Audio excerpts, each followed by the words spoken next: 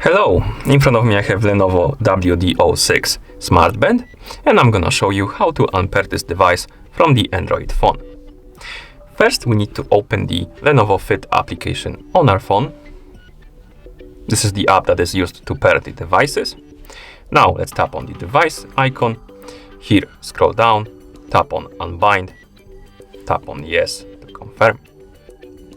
Next, let's open the Bluetooth settings on our phone. Check if you have the device, the WD06, on the list. If it's here, you can tap on the settings icon next to it. As you can see on mine, it's not here, but if it is, tap on the settings icon next to it, tap on Forget, and then tap on Forget Device to confirm. And then you can close everything, and at this point the Smartband is unpaired from our Android phone. Thank you for watching. If you found this video helpful, please consider subscribing to our channel and leaving the like on the video.